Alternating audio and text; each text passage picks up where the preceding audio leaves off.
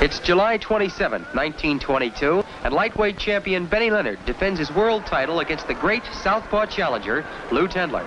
The site is Boyle's 30 acres in Jersey City, and to the right of your screen, the brilliant lightweight contender has entered the ring in a bathrobe. 50,000 wildly excited fans have jammed their way in to see one of the greatest fights in the history of the lightweight division.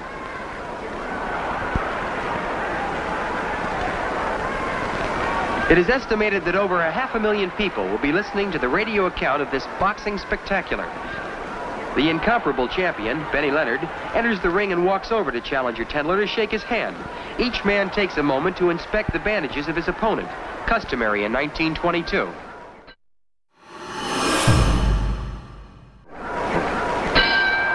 As round one gets underway, there's an electric excitement throughout the jam-packed arena. This is a dream match. The champion is a magnificent boxer whose unequaled ability has confounded 81 opponents since he won the World Lightweight Championship 5 years ago in 1917 from Freddie Welsh. Lew Tendler, who has the unorthodox southpaw stance, leading with his right hand, is in the prime of his magnificent career. Lew turned professional 9 years ago in 1913, and during the past 9 years, he has lost only 3 of 85 professional fights and has never been stopped. The 24-year-old Tendler was born in 1898 and started his career as a bantamweight. At the age of 15, he was earning $17 as a main event fighter. Now, 9 years later, he's in the process of earning $116,000 for one fight. While Leonard is relying on his beautiful boxing ability, watch Tendler pump in 4 powerful lefts to Benny's body. That type of punching will slow up any fighter. Because of Tendler's fearless attitude in the ring, plus his extraordinary punching ability, he is considered by boxing experts to be one of the greatest southpaw fighters in the entire history of boxing, regardless of division. Benny is boxing smartly as Tendler tries to charge in with a left to the body. Leonard sidesteps and Tendler nearly goes flying out of the ring. The champion, Benny Leonard, turned professional in 1911. He has the fantastic record of having lost only 3 times in 195 professional prize fights. The fighters who have attempted to beat Leonard as a group are a who's who of boxing. Rocky Kansas, Richie Mitchell, Johnny Dundee, Willie Ritchie, Ted Kid Lewis, Freddie Welsh, a group of fighters unsurpassed in any period of boxing, were all unsuccessful in their attempts to get a single win over Benny Leonard. The referee separates the fighters as we get to the end of round 1.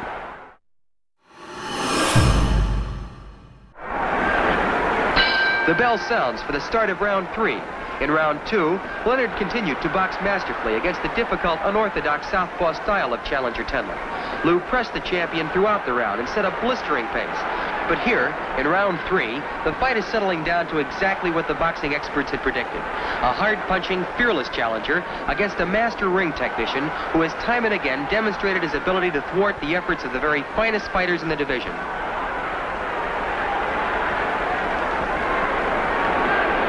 When Leonard knocked out Freddie Welsh May 28, 1917 to gain the World's Lightweight Championship, it was generally agreed, in spite of the great fighters in the lightweight division, that Leonard's extraordinary ability would hold the lightweight championship for many years to come. Benny has disappointed no one. The past 5 years, as lightweight champion of the world, Benny has been virtually the most nearly perfect fighting machine that the boxing world has ever seen. It is in fact a testimonial to the superb unorthodox style of Lew Tendler that knowledgeable boxing men have given him an excellent chance to do something that not one of the present greats in the lightweight division could come close to doing, taking the lightweight championship of the world from the phenomenal Benny Leonard.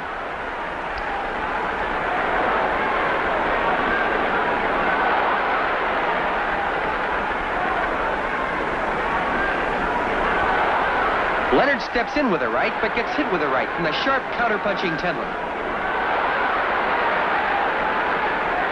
Just 8 weeks ago, Tendler won a sensational 15-round decision over knockout-punching Johnny Dundee. This tremendous victory, though not unexpected, catapulted fiery Lew into this World Lightweight Championship fight with champion Leonard.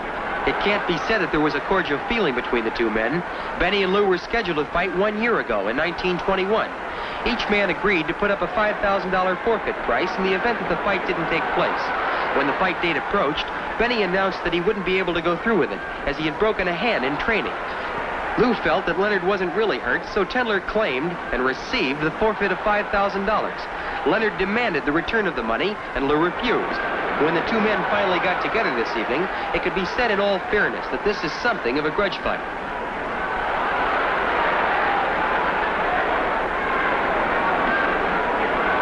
Leonard is using his left jab like a stinging dart, but Tendler shoots 3 hard rights to the body.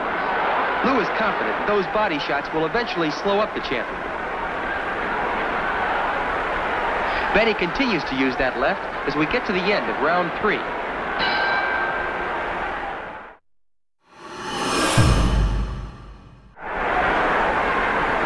We move now to round 8. In rounds 4 through 7, each fighter alternately showed to advantage. Lew steps in and rips a left to the jaw of the champion. The blow staggers Benny as his knees buckle. See how Leonard instinctively catches hold of Tendler. Benny whispers to Lew, "You're getting a little fresh, kid. I'm going to nail you in the next round." Benny's glib tongue gives him those few extra precious seconds which he so desperately needs after stopping one of Tendler's vicious straight left-hand punches. Throughout the remainder of the round, Benny calls upon his vast experience and superb boxing ability in order to stave off defeat. That was the first time Leonard felt the full force of Tendler's tremendous punching strength. Now Benny knows he can't take any more liberties with this young kid from Philadelphia. Leonard had been warned repeatedly prior to the fight that Tendler can take you out of there with one punch. Leonard's only comment was, no matter how hard a man throws a punch, it has to land on the target to be effective. Leonard is fighting a strictly defensive battle here in the 8th round. Tendler is more confident now. He's landed that big left hand on the champion's jaw, and he's certain he can do it again.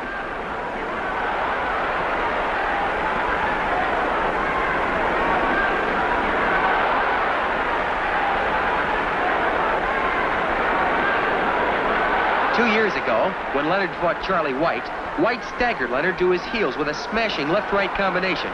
Just when everyone thought the fight was all but over, including Charlie White, Leonard landed a crushing right to the jaw, and the fight was over in 10 seconds. Tendler knows that Leonard is extremely dangerous when he's hurt, so the challenger can't abandon his defense while he's carrying the attack to Benny.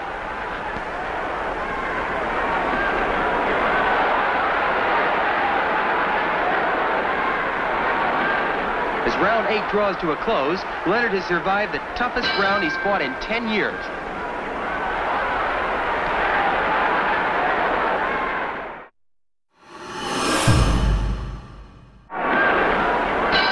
Leonard came into his own in the 9th round, boxing smartly throughout the 3-minute period.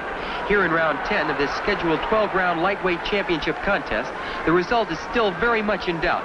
Both men are putting on a spectacular performance at what they do best.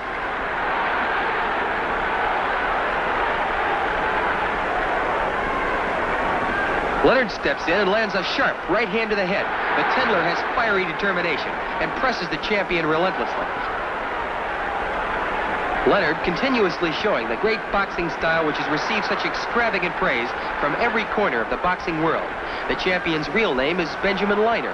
He was born in 1896, 26 years ago. Leonard made his debut as a professional fighter when he was only 15 years old at the Fairmont Athletic Club under Billy Gibson, later his manager and also the manager of Gene Tunney.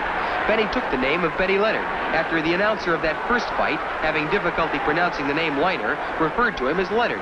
Benny has used the name ever since. Leonard, even at the present time during his active career, is ranked with the 2 greatest boxers in the history of Fistiana, Joe Gans and young Grifo. He has a piston-like left jab and has no equal in professional boxing in the manner in which he employs the feint. This is what the crowd came to see, to get the answer to the age-old question, can a master boxer beat a tremendous puncher?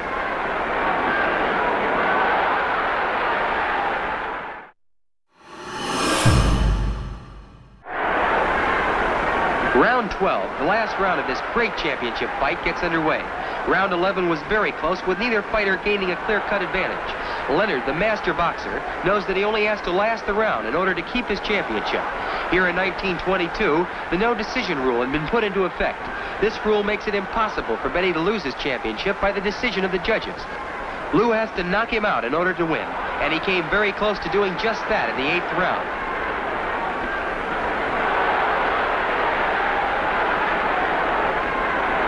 The experts have made Leonard a slight favorite tonight, but everyone knows that anything can happen when you get a man with the determination, the fighting heart, and the knockout punch of Lew Tendler.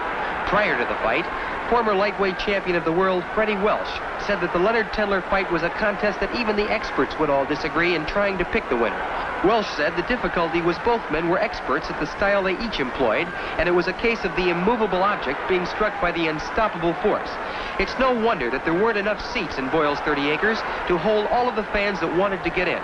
As the round draws to a close, it's apparent to everyone that they have just seen one of the great ring classics of all time.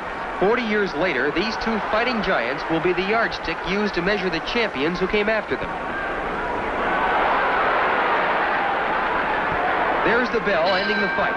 Leonard fought like the master he is, courageous, brilliant, and to the last ounce a champion. But he fought a man worthy of his greatest efforts, and after 12 dazzling rounds, he's still Benny Leonard, lightweight champion of the world.